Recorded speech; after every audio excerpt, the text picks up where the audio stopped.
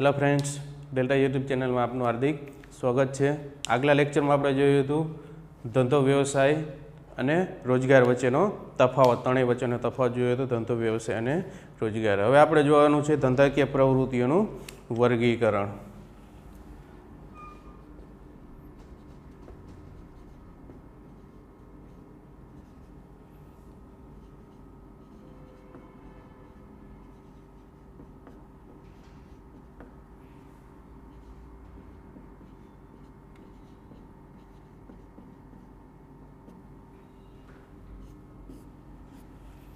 ધંધાકીય પ્રવૃત્તિઓનું વર્ગીકરણ તો કે ધંધાકીય પ્રવૃત્તિઓનું વર્ગીકરણ ત્રણ રીતે કરવામાં આવે છે: વેપાર, વાણિજ્ય અને ઉદ્યોગ। એટલે કે ધંધાકીય પ્રવૃત્તિઓના પ્રકાર, વર્ગીકરણ કીએ, પ્રકાર કીએ તો પણ બધું એક જ થશે। એટલે કે ધંધાકીય પ્રવૃત્તિઓના કેટલા પ્રકાર પડે છે? તો કે ત્રણ પ્રકાર પડે છે: વેપાર, વાણિજ્ય અને ઉદ્યોગ।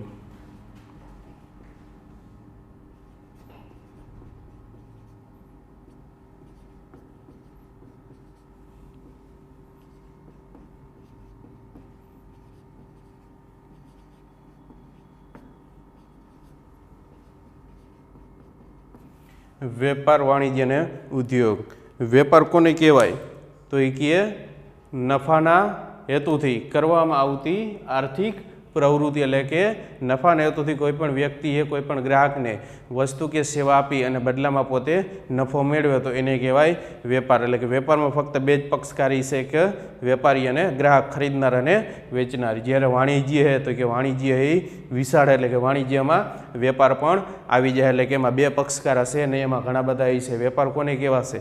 તો એ કે વાણિજ્ય કોને કહેવાશે? તો એ કે વેપાર અને વેપાર સાથે જોડાયેલ સેવાઓ। વેપાર તો આપણે જોઈ લીધું કોને કહેવાય? તો કે બે વ્યક્તિઓ વચ્ચે ચીજ વસ્તુ કે સેવાની આપલે કરવામાં આવે તો એને કહેવાય વેપાર। વેપાર સાથે કઈ સેવાઓ જોડાયેલી છે? તો કે વાહન વ્યવહાર, સંદેશા વ્યવહાર, બરોબર છે, વીમો, બેંક, આ ઘણી બધી આવી સેવાઓ તો કે વેપાર સાથે જોડાયેલી છે તો એને કહેવાય વાણિજ્ય।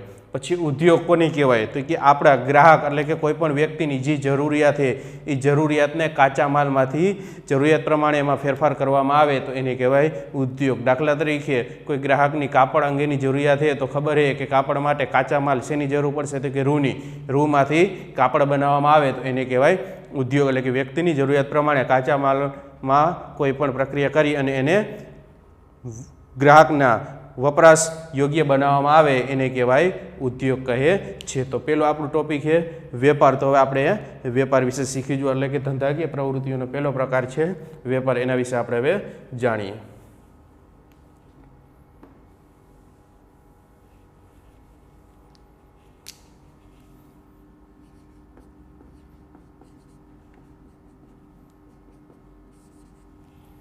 વેપાર, વેપાર કોને કહેવાય? તો કે આપણે ખબર જ છે કે કોઈ પણ વસ્તુ કે સેવા આપીને બદલામાં આપણે વળતર મેળવી તો એને કહેવાય વેપાર। એટલે કે નફાના હેતુથી બે વ્યક્તિઓ વચ્ચે વસ્તુ કે સેવાના બદલામાં વસ્તુ કે સેવાનો આપલે અથવા તો નાણાંના બદલામાં વસ્તુ કે સેવાનો વિનિમય એને કહેવાય વેપાર।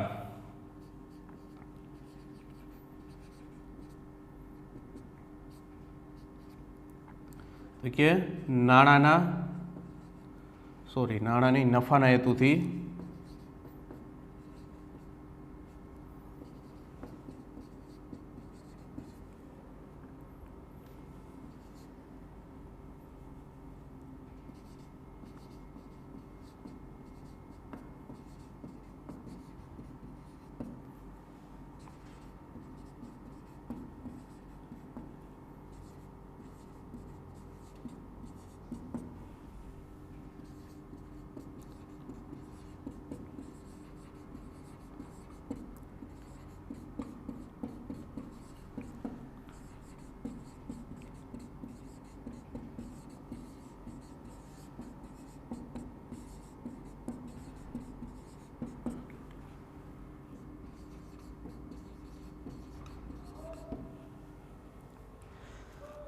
નફાના હેતુથી કોઈ પણ વ્યક્તિ વેપાર કરશે તો શેના માટે કરશે? તો કે નફાના હિતને ધ્યાનમાં રાખી। એટલે કે નફાના હેતુથી વસ્તુ કે સેવાના બદલામાં વસ્તુ કે સેવા અથવા તો નાણાંના બદલામાં વસ્તુ કે સેવાનો વિનિમય તો એને કહેવાય વેપાર। દાખલા તરીકે પહેલાંના સમયમાં તો કે શું હતું? જ્યારે રૂપિયાની એટલે કે નાણાંની શરૂઆત નહોતી થઈ અથવા તો જ્યારે રૂપિયાની શરૂઆત નહોતી થઈ, રૂપિયાના સિક્કા કે જે કોઈ પણ બનાવવામાં નહોતું આવ્યું ત્યારે પણ વેપાર થતો. પણ ત્યારે કઈ રીતે વેપાર થતો કે વસ્તુના બદલામાં વસ્તુ. દાખલા તરીકે કોઈ પણ વ્યક્તિએ ચંપલ લેવાની જરૂર પડી તો ચંપલના બદલામાં બરાબર સામેવાળા વ્યક્તિની જરૂરિયાત હોય, અન્નની જરૂર હોય તો અનાજ આપવાનું અથવા તો કાપડ હોય તો કાપડ આપવાનું. એ રીતે દાખલા તરીકે કોઈ પણ ખેડૂતને હળની જરૂર બની તો હળ બનાવ્યું તો હળના બદલામાં એને શું ચૂકવવાનું તો કે અનાજ આપવાનું. એટલે એ રીતે વસ્તુ કે સેવાના બદલામાં વસ્તુ કે સેવા અથવા તો નાણાંના બદલામાં વસ્તુ કે સેવાનો વિનિમય તો એને કહેવાય વેપાર. પછી જેમ નાણાંનો ઉદ્ભવ થયો એટલે વસ્તુ અને સેવાનો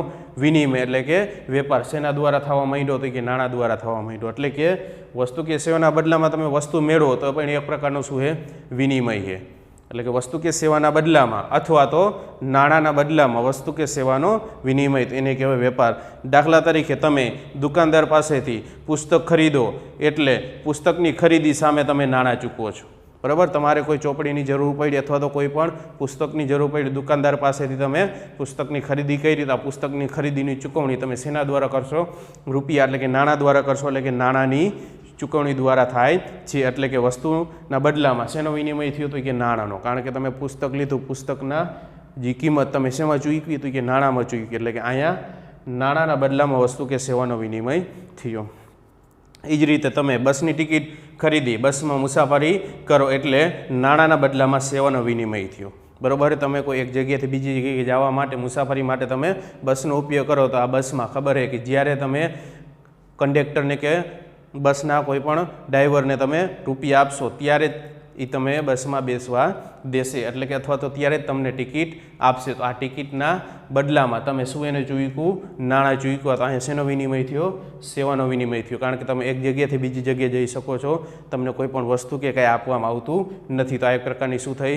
સેવા થઈ. એટલે કે દાખલા તરીકે બીજું ઉદાહરણ શું હતું તો કે બસમાં ટિકિટ ખરીદો તો જ તમે એક જગ્યાએથી બીજી જગ્યાએ જઈ શકો. તો આમાં નાણાંના બદલામાં સેવાનો વિનિમય થયો. હવે એની છે લાક્ષણિકતા. એટલે કે વેપારના લક્ષણો કયા કયા પ્રકારના હોઈ શકે. આ અર્થ છે એક વાક્યમાં પૂછી શકે. તમારી નોટબુકમાં એડ કરવો હોય તો એડ કરી નાખજો, લખી નાખજો. હવે આપણે જોશું વેપારની લાક્ષણિકતા. આ તો લાક્ષણિકતા 3 માર્કમાં અને 2 માર્કમાં પણ પૂછાઈ શકે.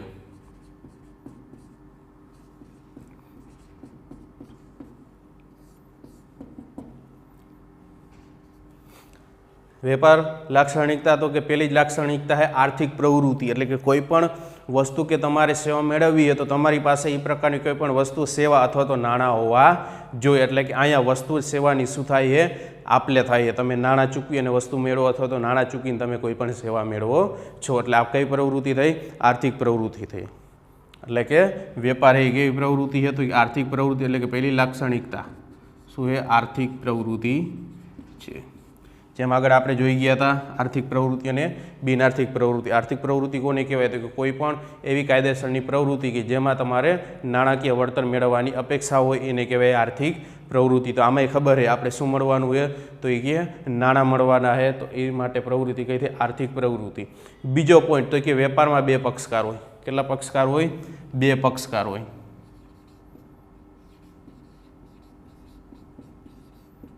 એટલે કે 2 પક્ષ હોય. એક પક્ષ કયો હોય છે તો કે વેચનાર અને બીજો પક્ષ કયો હોય છે? ખરીદનાર. એટલે કે વેપારી અને ગ્રાહક.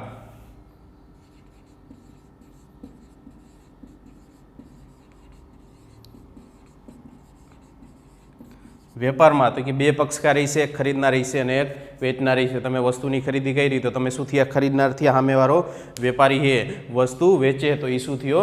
વેચનાર થયો. પછી ત્રીજો પોઈન્ટ છે વેપારમાં વિનિમય અનિવાર્ય છે. વેપારમાં વિનિમય અનિવાર્ય છે. વિનિમય એટલે કે હક બદલો. તમે ચીજ વસ્તુની ખરીદી કરી તો એ વસ્તુ કોની થઈ? તમારી થઈ. અને નાણાં તમે સામેવાળા વ્યક્તિના થયા તો એ નાણાં ઉપર હક કોનો થયો? વેપારીનો થયો. તો એને કહેવાય વિનિમય. એટલે કે ચીજ વસ્તુની શું થવી જોઈએ? આપલે એક હાથમાંથી બીજા હાથમાં જવી જોઈએ અને એક હાથમાંથી બીજા હાથમાં જાય એટલે સામેવાળા વ્યક્તિનો હક એમાં લાગવો જોઈએ. એને કહેવાય વિનિમય.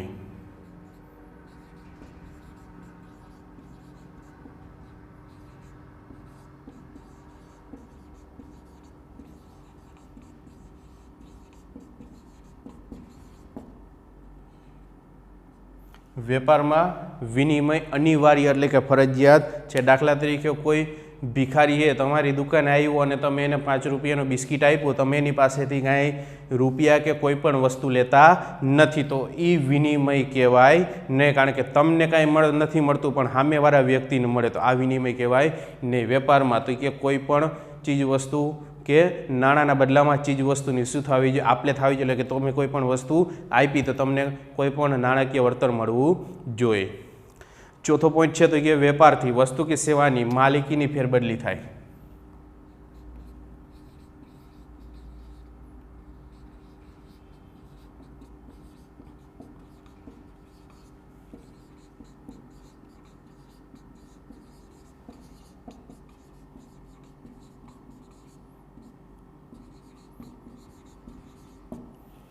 વસ્તુ કે સેવાની શું થાય તો કે માલિકીની ફેરબદલી થાય, એટલે કે માલિક બદલાય. દાખલા તરીકે તમે દુકાને ગયા અને 20 રૂપિયાની નોટબુકની ખરીદી કરી, તો એ 20 રૂપિયાની નોટબુક ઉપર હક કોનો થશે?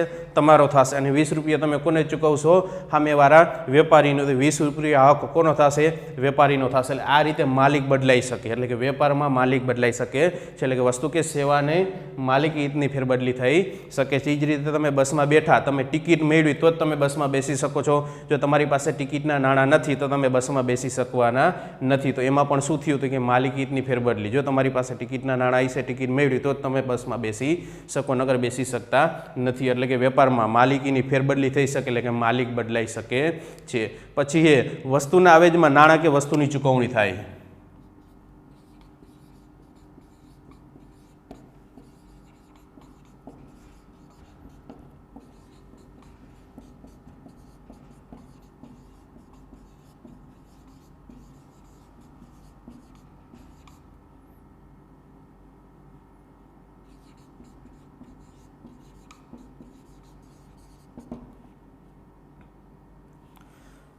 વસ્તુના આવેજ એટલે કે વસ્તુ, તમે કોઈ પણ વસ્તુ તમારે મેળવવી છે તો એ વસ્તુ મેળવવા માટે તમારે નાણાં કે વસ્તુની ચૂકવણી કરવી પડે છે, ત્યારે જ વેપાર થાય. એટલે કે જે આપણે વેપારમાં વિનિમય અનિવાર્ય, એટલે કે કોઈ પણ તમારે વસ્તુ મેળવવી છે.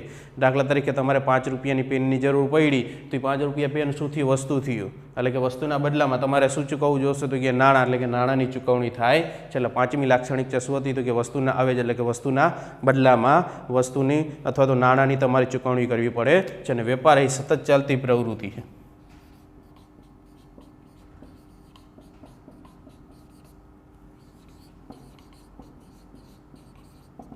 વેપાર શું હતું? કે વેપાર એ સતત ચાલતી પ્રવૃત્તિ છે, કારણ કે વેપાર એ એકવાર થઈ ગયા પછી બંધ થતો નથી, સતત ચાલ્યા રાખે. દાખલા તરીકે તમે નોટબુકની ખરીદી કરી, તો નોટબુક ભરાઈ ગઈ, પાછી બીજી લેવા જશો, વળી એ ભરાઈ ગઈ, વપરાઈ ગઈ, ત્રીજી લેવા જશો, એટલે એ રીતે વેપાર એ સતત ચાલ્યા રાખે છે. વેપાર એ બંધ થતો નથી, એટલે માટે વેપાર એ સતત ચાલતી પ્રવૃત્તિ છે.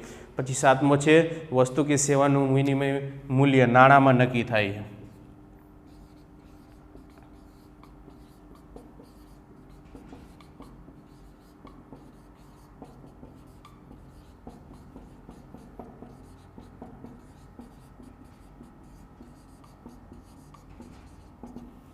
વસ્તુ કે સેવાનું મૂલ્ય શેમાં નક્કી થાય? નાણાંમાં, એટલે કે રૂપિયામાં નક્કી થાય. 2 વાળી પેન હોય, 5 વાળી પેન હોય, 10 વાળી પેન હોય, 20 વાળી પેન હોય, 50 વાળી પણ પેન હોય. એ જ રીતે, બરાબર હે? તો એ જ રીતે જેમ તમે એક જગ્યાએથી બીજી જગ્યાએ બસમાં મુસાફરી કરો, તો બસના મુસાફરીની ટિકિટની કિંમત પણ એકસરખી હોતી નથી. કોઈ એવી સામાન્ય બસ હોય તો ઓછી કિંમત હોય, કોઈ તમે એવી એસી વાળી બસ કે વોલ્વોમાં જાઓ તો ટિકિટની કિંમત વધારે પણ હોય. એટલે કે વસ્તુ કે સેવાનું મૂલ્ય નાણાંમાં, એટલે કે રૂપિયામાં નક્કી થાય છે. પછી આવે વેપાર એ કાયદેસર થતી પ્રવૃત્તિ. વેપાર એ કેવી છે? તો કે કાયદેસર થતી પ્રવૃત્તિ છે.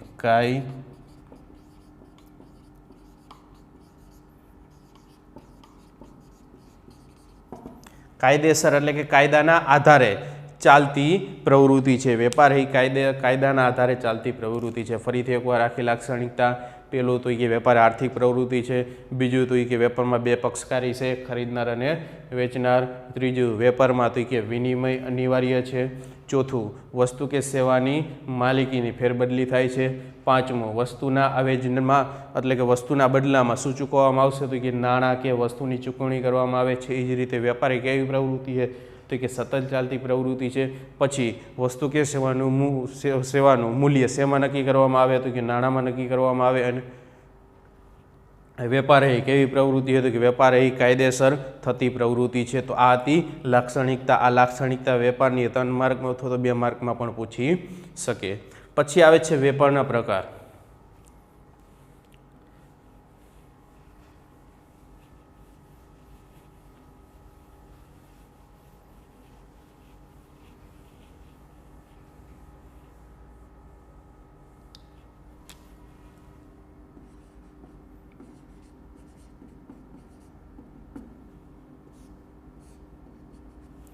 વેપારના પ્રકાર તો કે વેપારના પ્રકાર કેટલા है? तो કે વેપારના 2 પ્રકાર है, આંતરિક વેપાર અને આંતરરાષ્ટ્રીય વેપાર. કેટલા પ્રકાર है? 2 પ્રકાર है, આંતરિક વેપાર અને આંતરરાષ્ટ્રીય.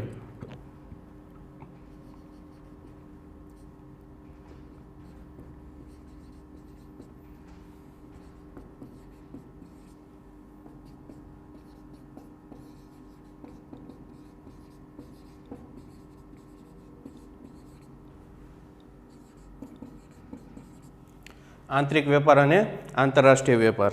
બરોબર. આંતરિક વેપાર કોને કહેવાય? તો એ કે દેશની અંદર એટલે કે દેશની સરહદ પાર કર્યા વગર દેશની અંદર જ કોઈ પણ રાજ્યમાં અથવા તો કોઈ પણ વિસ્તારમાં કે કોઈ પણ પ્રદેશમાં જે વેપાર કરવામાં આવે તો એને કહેવાય આંતરિક વેપાર. જ્યારે આંતરરાષ્ટ્રીય વેપાર તો એ કે આંતરરાષ્ટ્રીય વેપાર એ દેશની સીમા ઓળંગી એટલે કે 2 દેશો વચ્ચે જે વેપાર થતો હોય તો એને કહેવાય આંતરરાષ્ટ્રીય વેપાર. અને આંતરરાષ્ટ્રીય વેપારના બીજું નામ તો કે વિદેશ વેપાર એટલે કે કોઈ પણ ચીજ વસ્તુનું વેચાણ એ બીજા દેશમાં અથવા તો 2 દેશો વચ્ચે થતું હોય તો એને કહેવાય આંતરરાષ્ટ્રીય વેપાર.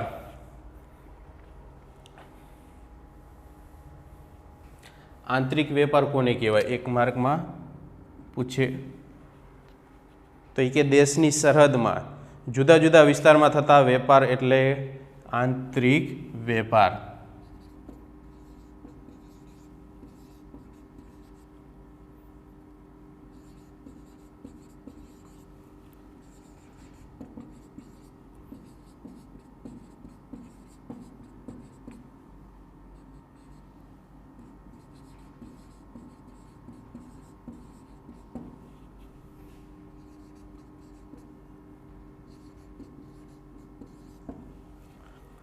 દેશની સરહદની અંદર એટલે કે દેશની અંદર જુદા જુદા વિસ્તારમાં કરવામાં આવતા વેપારને આંતરિક વેપાર કહે છે. દાખલા તરીકે ગુજરાતની કેસર કેરી છે રાજસ્થાન કે મહારાષ્ટ્રમાં મોકલવામાં આવે તો એને કહેવાય આંતરિક વેપાર. એ જ રીતે મહારાષ્ટ્રની ડુંગળી છે બરાબર છે ગુજરાતમાં આપણે અહીંયા આવે તો એ શું થયું?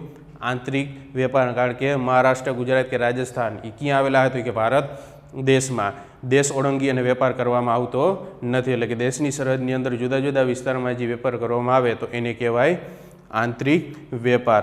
અમદાવાદનો વેપારી કાશ્મીરથી સફરજનની પેટી ખરીદે કે નાગપુરનો વેપારી રાજકોટ નારંગી મોકલાવે એટલે આંતરિક વેપાર થયો ગણાય. એટલે કે કોઈ પણ અમદાવાદનો વેપારી છે કાશ્મીરથી સફરજન મંગાવે અથવા તો નાગપુરનો વેપારી છે રાજકોટ નારંગી મોકલે તો વેપાર કયો થયો?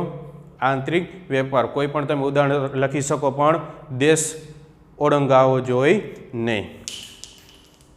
વિતરણની દ્રષ્ટિએ આંતરિક વેપારના 2 ભાગ પાડી શકાય. શેની દ્રષ્ટિએ? તો કે વિતરણ. વિતરણ એટલે કે કઈ રીતે એનું વેચાણ કરવામાં આવે બરોબર, કઈ રીતે વસ્તુ પૂરી પાડવામાં આવે એના આધારે આંતરિક વેપારના 2 પ્રકાર પડે છે.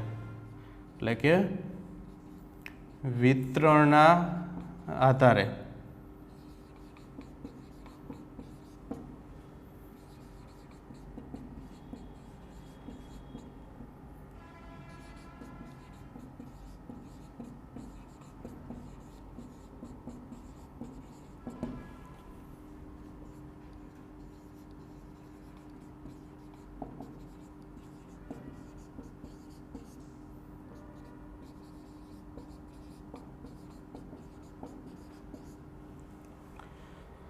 વિતરણના આધારે આંતરિક વેપારના 2 પ્રકાર પડે છે, જથ્થાબંધ વેપારી અને છૂટક વેપારી. જથ્થાબંધ વેપારી કોને કહેવાય? તો એ કે હજી મોટા પાયે ખરીદી કરતો હોય બરોબર છે. કેવા પાયે? તો એ કે મોટા પાયે.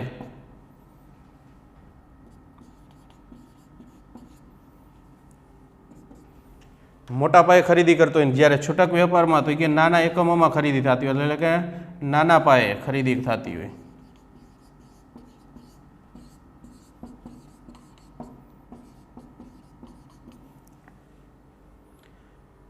જથ્થાબંધ વેપારી છે મોટા પાયે એટલે કે અહીંયા ડઝન મોઢે અથવા તો પેટી મોઢે જે ખરીદી થતી હોય તો એને કહેવાય જથ્થાબંધ વેપારી. અને જ્યારે છૂટક વેપારી છે નાના એકમોમાં ખરીદી કરતો એટલે કે નંગમાં ખરીદી કરતો હોય તો એને કહેવાય છૂટક વેપારી. દાખલા તરીકે જથ્થાબંધ વેપારી છે એ ક્યારે 500 બોલપેન મગાવે તો કેવો વેપાર થયો તો એ કે જથ્થાબંધ વેપારી. અને જ્યારે છૂટક વેપારી છે 50 બોલપેન તો એને કઈ રીતે તો એ કે નાના પાયે ખરીદી કરી તો એને કહેવાય છૂટક વેપારી. એટલે કે મોટા પાયા ઉપર ઉત્પાદક પાસેથી માલની ખરીદી કરી અને છૂટક વેપારીને તેની જરૂરિયાત અનુસારનું વિતરણ કરે છે તો એને કહેવાય જથ્થાબંધ વેપારી. અને જથ્થાબંધ વેપારી માલના ઉત્પાદક અને છૂટક વેચાણ વચ્ચેની કડી છે.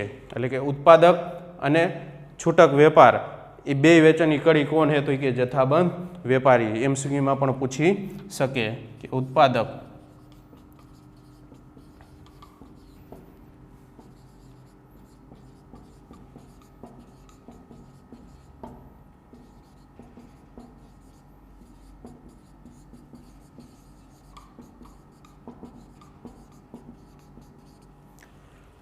ઉત્પાદક અને છૂટક વેપારને જોડતી કરી કોણ હે તો કે જથ્થાબંધ વેપાર. એટલે કે વસ્તુનું ઉત્પાદન કોઈ પણ કંપની કે કોઈ પણ જગ્યાએથી થતું હશે ત્યાંથી છૂટક વેપારીએ ખરીદી કરી શકે નહીં, કારણ કે ઉત્પાદક એ બધી વસ્તુ એકેરે વેચવા માગતો હોય અને જ્યારે છૂટક વેપારી એ પોતાની જરૂરિયાત પ્રમાણે ખરીદી કરવા માગતો હોય એટલે કે નાના એકમોમાં પોતે ખરીદી કરવા માગતો હોય. એટલે કે ઉત્પાદક અને છૂટક વેપારીને જોડતી કરી કોણ હે જથ્થાબંધ વેપારી. છૂટક વેપારમાં જથ્થાબંધ વેપારી પાસેથી છૂટક વેપારી માલ ખરીદી કરે છે અને ગ્રાહકને એમની જરૂરિયાત પ્રમાણે માલ મોકલે.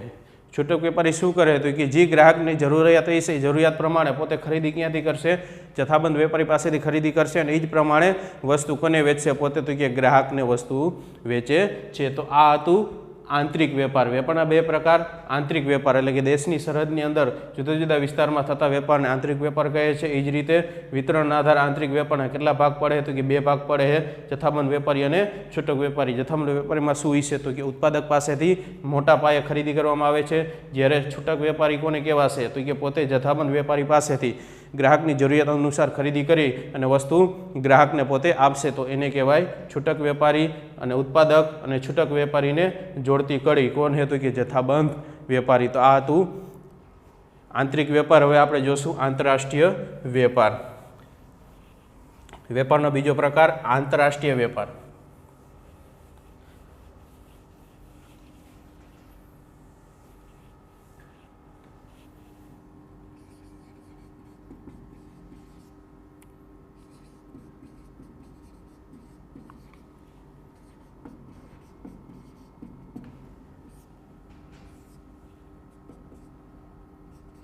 આંતરરાષ્ટ્રીય વેપાર કોને કહેવાય તો કે કોઈ પણ દેશો વચ્ચે થતા વેપારને આંતરરાષ્ટ્રીય વેપાર કહે છે.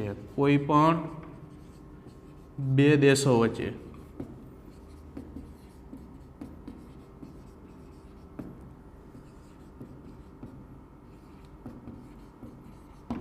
કેટલા બે, કારણ કે બે પક્ષકાર હોય. જેમ આપણે વેપારની લાક્ષણિકતામાં જોયું હતું કે વેપારમાં કેટલા પક્ષકારી છે બે, ખરીદનાર અને વેચનાર. એટલે કે એક દેશ વસ્તુની ખરીદી કરશે અને જ્યારે બીજો દેશ એ વસ્તુનું વેચાણ કરશે. એટલે કે કોઈ પણ બે દેશો વચ્ચે થતા વેપારને આંતરરાષ્ટ્રીય વેપાર કહે છે. આંતરરાષ્ટ્રીય વેપાર દેશની સરહદ ઓળંગીને થાય છે. આંતરરાષ્ટ્રીય વેપાર એ કેવી રીતના થશે આપણી જે સરહદે આપણી જે બોર્ડર એ બોર્ડર ઓળંગી એટલે કે એક દેશમાંથી આપણે બીજા દેશમાં જવું પડશે ત્યારે જ આંતરરાષ્ટ્રીય થાય. દાખલા તરીકે જાપાનની કંપની ભારતના વેપારીને ટેલિવિઝન વેચે અથવા તો ભારતમાંથી કેસર કેરી છે યુએસએ એટલે કે અમેરિકામાં મોકલવામાં આવે તો એને કહેવાય આંતરરાષ્ટ્રીય વેપાર. અથવા તો ભારતની કોઈ પણ ચીજ વસ્તુ છે બરોબર છે કોઈ બીજા દેશમાં વેચવામાં આવે તો એને કહેવાય આંતરરાષ્ટ્રીય વેપાર. આંતરરાષ્ટ્રીય વેપારના તો કે 3 પ્રકાર છે. આંતરરાષ્ટ્રીય વેપારના કેટલા પ્રકાર છે? 3 પ્રકાર. પહેલું તો કે આયાત, બીજું નિકાસ અને ત્રીજું છે પુનઃ નિકાસ. આયાત, નિકાસ અને પુનઃ નિકાસ. આયાત કોને કહેવાશે તો કે કોઈ પણ વસ્તુ ની આપણે બીજા દેશમાંથી ખરીદી કરી એટલે કે બીજા દેશ પાસેથી આપણે લઈ તો એને કહેવાય આયાત. નિકાસ એટલે કે કોઈ પણ ચીજ વસ્તુની ખરીદી છે આપણા દેશમાંથી બીજા દેશને વેચી તો એને કહેવાય નિકાસ. કે દાખલા તરીકે આપણે જાપાનની કંપનીનું ટેલિવિઝન આપણે ભારતમાં લઈ આવ્યા તો એ શું થયું? આયાત થયું. અને ભારતની કેસર કેરી એ અમેરિકા મોકલાવી તો એ શું થયું? નિકાસ થયું. અને ત્રીજો પ્રકાર છે પુનઃનિકાસ એટલે કે જે વસ્તુ ભારતમાં મળતી નથી પણ એ કાચા માલ સ્વરૂપે અન્ય દેશમાંથી આપણે લઈ આવતા હોય એની ઉપર યોગ્ય પ્રક્રિયા કરી અને પાછી એ જ વસ્તુ બીજા કોઈ દેશને વેચતા હોય તો એને કહેવાય પુનઃ નિકાસ. કે દાખલા તરીકે પેટ્રોલ ડીઝલનો કાચો માલ છે આપણે ઈરાન ઇરાકમાંથી લઈ આવ્યા એને તૈયાર માલ કરી અને એ જ વસ્તુની આપણે કોઈ બીજા અન્ય દેશની પેટ્રોલ ડીઝલ વેચ્યું તો એને કહેવાય પુનઃ નિકાસ. એટલે કે પુનઃ નિકાસમાં તો કે કાચો માલ એ આપણો નથી, કોઈ પણ વસ્તુ આપણી નથી પણ અન્ય દેશમાંથી કાચા માલની આપણે આયાત કરશું, આયાત કર્યા ઉપર એની પર યોગ્ય પ્રક્રિયા કરી વપરાશ યોગ્ય બનાવીને પાછી એ જ વસ્તુ આપણે બીજા અન્ય દેશને વેચશું તો એને કહેવાય નિકાસ. એટલે કે આંતરરાષ્ટ્રીય વેપારના કેટલા પ્રકાર છે તો એ કે આયાત, નિકાસ અને પુનઃ નિકાસ, 3 પ્રકાર. તો આ આપણે વેપારના પ્રકાર જોયા. વેપારના કેટલા પ્રકાર હતા તો કે 2, આંતરિક વેપાર અને આંતરરાષ્ટ્રીય વેપાર. હવે આપણે જોશું વાણિજ્ય. ધંધાકીય પ્રવૃત્તિઓનો બીજો પ્રકાર વાણિજ્ય.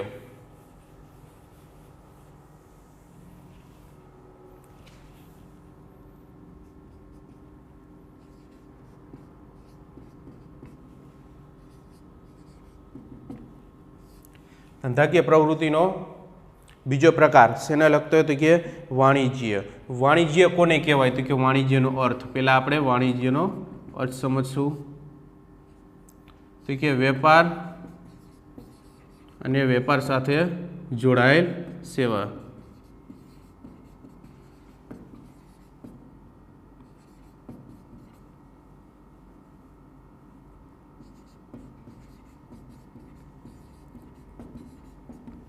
વેપાર એટલે કે વસ્તુ કે સેવાના બદલામાં વસ્તુ કે સેવા અથવા તો વસ્તુ કે સેવાના બદલામાં નાણાંનો વિનિમય અને એ બધી બાબત સાથે જોડાયેલ સેવાઓ. કઈ કઈ સેવા આવે તો કે સંદેશા વ્યવહાર છે, વાહન વ્યવહાર છે, બરોબર છે, બેંક છે, વીમો છે, આ બધી સેવાઓ તો કે વેપાર સાથે જોડાયેલ છે તો એને કહેવાય વાણિજ્ય. એટલે કે વાણિજ્ય એ વેપાર કરતાં કેવું છે તો એ કે વિશાળ મોટું છે, એમાં ઘણા બધા વ્યક્તિઓ, એમાં કોઈ બે પક્ષકાર હશે નહીં. વેપાર માટે સંદેશા વ્યવહારની જરૂરિયાત શું કામ પડે? કારણ કે વેપારી પાસે કોઈ પણ વસ્તુ થઈ રહી તો પોતે ફોન દ્વારા સામેના વેપારી પાસે વસ્તુની મંગાવી શકે તો એ શું થયું? સંદેશા વ્યવહાર. એ જ રીતે સામેવાળો વ્યક્તિ જથ્થાબંધ વેપારીએ છૂટક વેપારીને બિલ બરોબર છે ટપાલ સેવા મારફતે મોકલો તો આ ટપાલ સેવા એ પણ એક પ્રકારનું શું છે?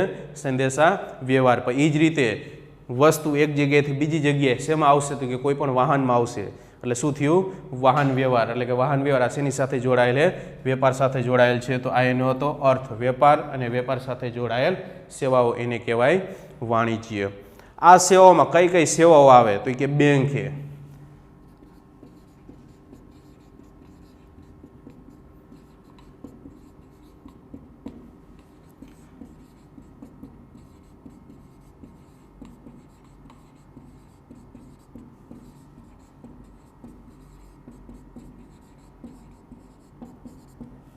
કઈ કઈ સેવા આવશે તો કે બેંક છે, વીમો છે, સંદેશા વ્યવહાર, વાહન વ્યવહાર, વખાર, આ બધી સેવાઓ કોની સાથે જોડાયેલ છે તો કે વાણિજ્ય સાથે જોડાયેલ છે. તો આ બધી સેવાઓનો સમાવેશ વાણિજ્યમાં કરવામાં આવે છે. તો આ તો વાણિજ્યનો અર્થ. પછી આવે છે વાણિજ્યની લાક્ષણિકતા.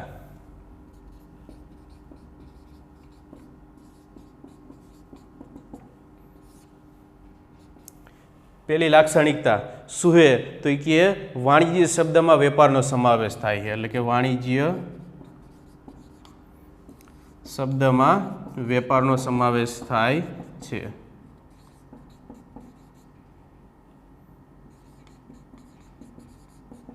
આ વાણિજ્ય શબ્દ કારણ કે વાણિજ્યમાં જ વેપાર આવી જાય કારણ કે વેપારમાં ફક્ત બે જ પક્ષકાર હોય, ખરીદનાર અને વેચનાર.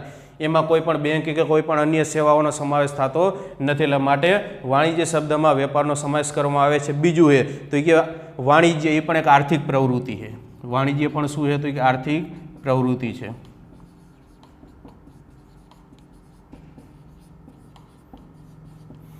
કારણ કે કોઈ પણ વસ્તુ દાખલા તરીકે તમારે વાહન વ્યવહારની સેવાની જરૂરિયાત પડી તો ખબર જ છે કે સેવાના બદલામાં પણ આપણે શું ચૂકવવું પડે કે નાણાં ચૂકવવું પડે. દાખલા તરીકે તમે કોઈ પણ વસ્તુનો વેપાર કરતા હોય, વસ્તુ થઈ રહી, સામેવાળા જથ્થાબંધ વેપારી પાસેથી તમે મગાવી, એ કોઈ પણ વાહનમાં આવી તો વાહનની સેવા તમે એને ટ્રાન્સપોર્ટ ભાડું ચૂકવશો. તો માટે વાણિજ્ય એ પણ એક પ્રકારની શું આર્થિક પ્રવૃત્તિ અને મદદરૂપ સહાયક સેવાઓ.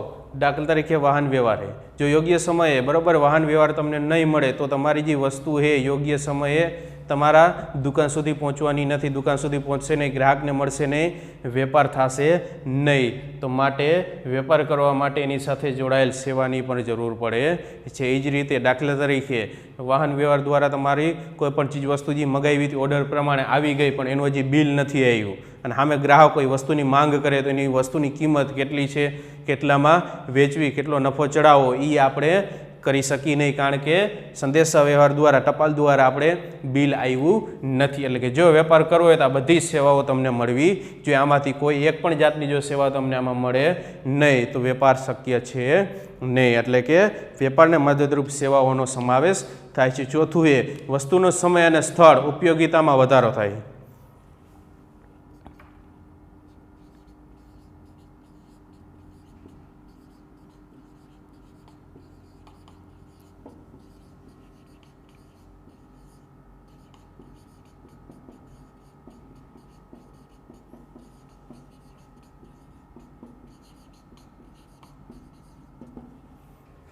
વસ્તુના સમય અને સ્થળ ઉપયોગિતામાં શું થાય છે તો કે વધારો થાય છે.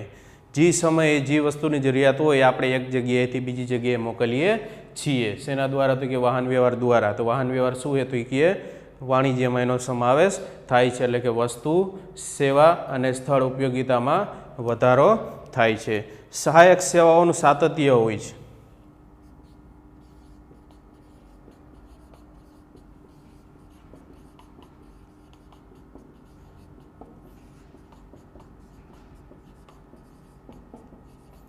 સહાયક સેવાઓનું સાતત્ય એટલે કે સમાન હોવી જોઈએ અથવા તો સરખી હોવી જોઈએ. કોઈ પણ જાતનીમાં વધઘટ કે ન મળે એવું હોવું જોઈએ નહીં. દાખલા તરીકે બેંકની સેવા જો મળતી નથી તો બેંક દ્વારા જ આપણે નાણાંની શું થાય આપણે થાય જે આપણે ઓર્ડર પ્રમાણે વસ્તુ તો મળી ગઈ પણ વસ્તુની ચૂકવણી આપણે ક્યાં જઈને કરશું તો કે બેંકમાં જઈને કરશું. જે બેંકની સેવાની વસ્તુ ન મળી તો એ વસ્તુનું સાતત્ય જળવાતું નથી. એ જ રીતે વીમો છે. વીમો શું કરે તો કે નુકસાન સામે વળતર આપે. કોઈ પણ ચીજ વસ્તુ આપણે એક જગ્યાએથી બીજી જગ્યાએ આવતી હોય તો વાહનમાં અકસ્માત દ્વારા કે આગ દ્વારા કે વરસાદમાં કોઈ પણ રીતે પલરી ગઈ તો એ આપણે વીમો છે નુકસાનનું વળતર ચૂકવશે. તો એ જો વીમાની જ આપણી સેવા ન મળી તો અહીંયા પણ આપણી જે સહાયક સેવાઓનું સાતત્ય જળવાનું. એટલે કે આ બધી જે સેવાઓ છે એ બધી સેવાઓનું સાતત્ય એટલે કે એક બધી સેવાઓ આપણે મળવી જોઈએ. આમાંથી જો કોઈ પણ એક જાતની પણ સેવા આપણે મળી નહીં તો વેપાર શક્ય નથી. વેપારને સહાયક સેવાઓ યોગ્ય કિંમતે મળી રહે તો ગ્રાહકને વ્યાજબી કિંમતે વસ્તુ પૂરી પાડી શકાય.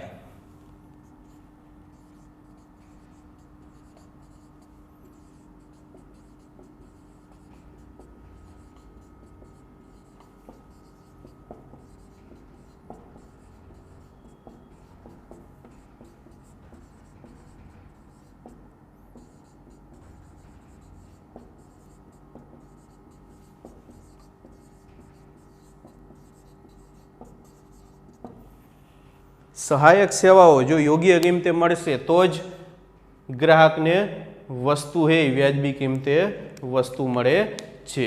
એ કોઈ પણ જાતની દાખલા તરીકે જો વાહન વ્યવહાર એની કિંમત વધી ગઈ તો વસ્તુની કિંમત એમાં પણ શું થશે વધારો થશે. એ જ રીતે બેંકમાં નાણાંની લેવડ દેવડમાં એના બેંકના ચાર્જ કોઈ વધી ગયા, સંદેશા વ્યવહારમાં એનો કોઈ પણ ચાર્જ વધી ગયા. એ જ રીતે વખારે કે વખારનું ભાડું વધી ગયું. આ બધી કિંમતોમાં જો વધારો, બધી સેવાઓની કિંમતમાં જો વધારો થયો તો ગ્રાહકને વસ્તુ એ કેવા ભાવે મળશે?